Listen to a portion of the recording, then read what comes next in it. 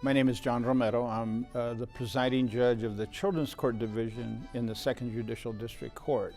I grew up in a very small village in northern New Mexico where everybody knew what everybody's needs were and everybody came together to help everybody. During haying season, everybody came together to help the other ranchers and farmers, do what they needed to do to get that up. And when that hay was up, that family went and helped other people. We don't have that sense of community anymore, and yet we're in communities. What we see in our court is humanity, and part of my life's purpose, I suppose, is that I'm part of that humanity. I'm also part of the community, not just because I'm a judge in court, but unless and until we as community members get involved in making things better, we're going to be relying on the courts, on law enforcement, on everyone else to fix things when we're part of the solution. I can't make decisions based on whether people are going to like them or not. I have to make decisions based on doing the right thing, even if it's not popular, even if you're going to get criticized for it, which maybe is another way of saying that's what justice is.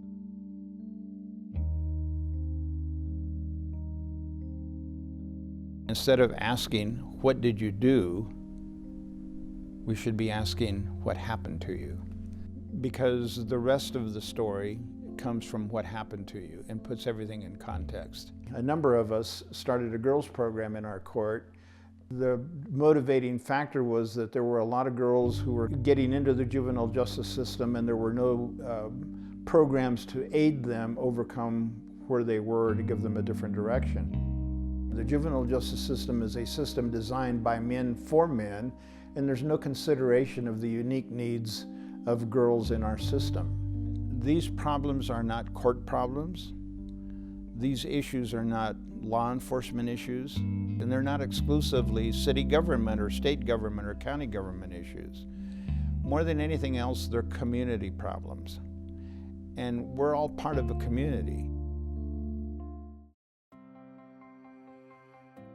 Being in the community, being aware of other things that people experience, number one, makes me very grateful for what I have. Makes me understand that if I think I have problems, I have nothing to complain about. And very importantly, it helps me begin to understand, not fully understand, but begin to understand and have empathy for some of the families that I see in our court.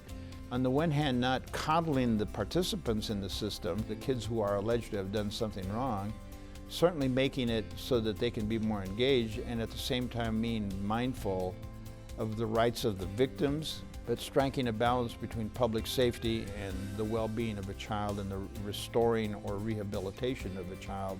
If we want to have the problem solved, as community members, if we accept that they're community issues, we need to join in as part of the community. There's a song on Christian radio, and I don't remember the artist, but the initial part of it says, "I look around this world and see how horrible it is. All of the killings, all of the dyings, all of the natural disasters," and he says, "I'm so angry I shake my fist at God and say, why don't you do something?" And his response is, "I did. I made you."